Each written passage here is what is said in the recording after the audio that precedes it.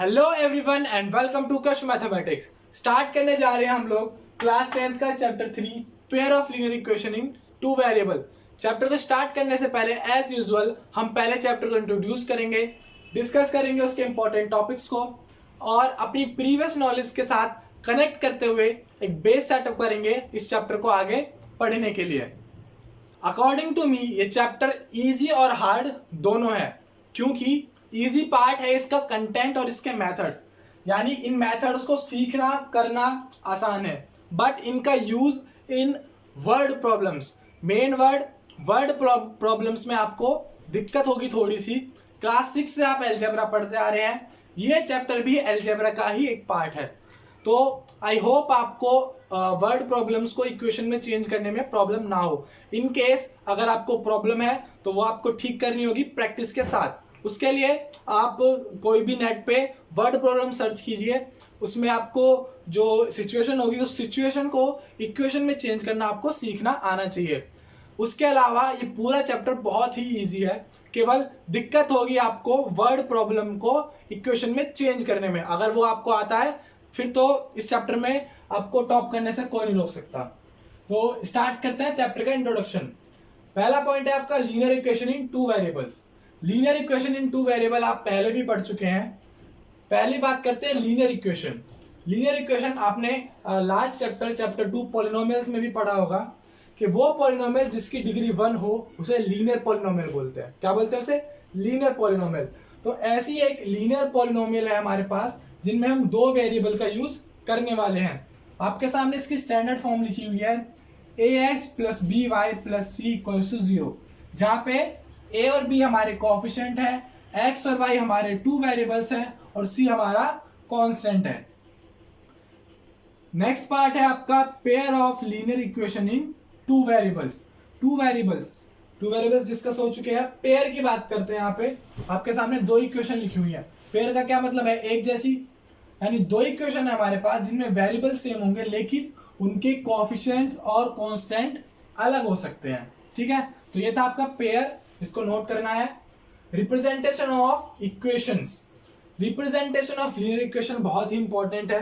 आपको एक सिचुएशन दी होगी, उस सिचुएशन को आप ग्राफिकली और एल्जेब्रिकली रिप्रेजेंट करेंगे। जैसा कि मैंने बताया वर्ड प्रॉब्लम, तो वर्ड प्रॉब्लम आपका यहाँ पर आता है एल्जेब्रा में, एल्जेब्रिकली में, यानी किसी लीनियर इक्वेशन को, किसी सिचुएशन को हम एल्जेब्रिकली रिप्रेजेंट कैसे करेंगे, उसमें आपका आता है वर्ड प्रॉब्लम्स।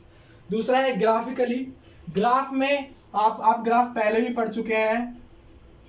ग्राफिकली में हम इस इक्वेशन के हेल्प से अपने एक्स और वाई के कोऑर्डिनेट्स फाइंड करेंगे और उन्हें ग्राफ पे प्लॉट करेंगे और एक लाइन की हेल्प से अपनी इक्वेशन को समझेंगे।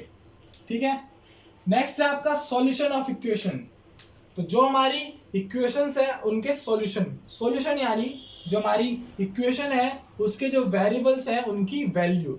एक चीज ध्यान रखिएगा, जरूरी नहीं है कि टू वेरिएबल की बात है तो हम हमेशा एक्स और वाई ही यूज करेंगे।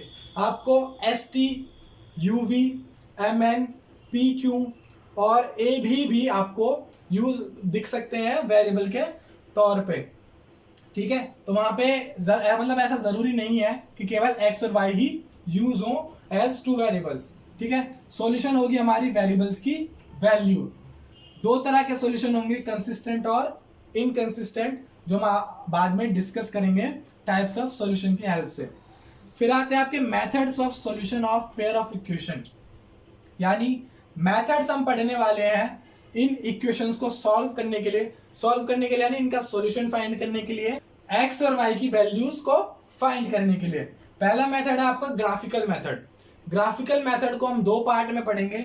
पहला है आपका टाइप्स ऑफ सॉल्यूशन, यानी एक पार्ट में हम डिस्कस करेंगे ग्राफ की हेल्प से कि किस किस तरह के सॉल्यूशन हमारे पास हो सकते हैं। सेकंड पार्ट में हम उन सॉल्यूशंस को फाइंड करेंगे ग्राफ की हेल्प से। ठीक है, देन आपके एल्जेब्रिक मेथड्स आते हैं 3। पहला है आपका सब्स्टिट्यूशन मेथड। सब्स्टिट्यूट वर्ड आपने फुटबॉल मैच, हॉकी मैच इनमें सुना होगा कि एक प्लेयर दूसरे प्लेयर को सब्स्टिट्यूट कर रहा है, यानी एक प्लेयर दूसरे प्लेयर की जगह ले रहा है। तो इसी तरह हम यहाँ पे इक्वेशंस में करेंगे। हम एक, जैसे यहाँ पे हम एक की वैल्यू उठा के यहाँ से दूसरे में पुट करेंगे। बहुत इजी है, कई बच्चों ने क्लास 9th में भी यूज किया हो। ठीक है, अगर नहीं किया होगा तो यहाँ पे तो हम सीखेंगे ही। फिर आपका एलिमिनेशन मेथड, एक वेरिएबल को एलिमिनेट करके हम दूसरे वेरिएबल की वैल्यू फाइंड करेंगे। और लास्ट है आपका cross multiplication method. Cross multiplication method आपको थोड़ा टिपिकल लग सकता है, बट बिलीव मी हम इसे 2 सिंपल स्टेप्स में करने वाले हैं। उन 2 सिंपल स्टेप्स की हेल्प से आप 4 नंबर गेन कर सकते हैं। अगर क्रॉस मल्टीप्लीकेशन मेथड का क्वेश्चन आता है सेपरेटली, यानी आपको एक पेयर ऑफ लीनियर इक्वेशन दे रखा है और आपको बोला है कि इसे क्रॉस मल्टीप्लीकेशन मेथड से सॉल्व करो, तो वो 4 मार्क्स में आपको क्वेश्चन देखने को मिलेगा। एंड बिलीव मी इस 4 नंबर के क्वेश्चन को हम 2 सिंपल स्टेप्स में सॉल्व करेंगे। ठीक, फिर आपका रेड्यूसिबल इक्वेशंस, आपको यहाँ पे कुछ नई तरह की इक्वेशन देखने को मिलेंगी जो आपके नॉर्मल लीनियर इक्वेशन इन 2 वेरिएबल से थोड़ी अलग हैं। तो आप इन्हें नॉर्मल मेथड से सॉल्व नहीं करेंगे, पहले हम इनको रिड्यूस करेंगे नॉर्मल इक्वेशन में, फिर उसे सॉल्व करेंगे। ये टॉपिक इसलिए क्योंकि हमको हेल्प करेगा यहाँ पर अपस्ट्रीम एंड डाउनस्ट्रीम। मे भी आपने इसका नाम सुना हो। अपस्ट्रीम एंड डाउनस्ट्रीम से रिलेटेड क्वेश्चंस बनते हैं बहुत ही इंपॉर्टेंट 4 नंबर में। यानी ऐसे ही कुछ सिचुएशन होंगे आपके पास अपस्ट्रीम और डाउनस्ट्रीम, बोट से related, speed of boat, speed of stream से रिलेटेड आपके पास क्वेश्चंस होंगे। उन क्वेश्चंस को भी हम करने वाले हैं। ये इस चैप्टर का इंपॉर्टेंट पार्ट है एग्जाम के पॉइंट ऑफ व्यू से, बट इनको भी हम बहुत ही सिंपल स्टेप्स में करने वाले हैं। तो ये थे आपके 7 पॉइंट्स इस चैप्टर को पढ़ने के लिए। एक चीज जरूर ध्यान रखिएगा, एल्जेब्रिक रिप्रेजेंटेशन आनी आपको बहुत जरूरी है, क्योंकि वही इसका डिफिकल्ट पार्ट है।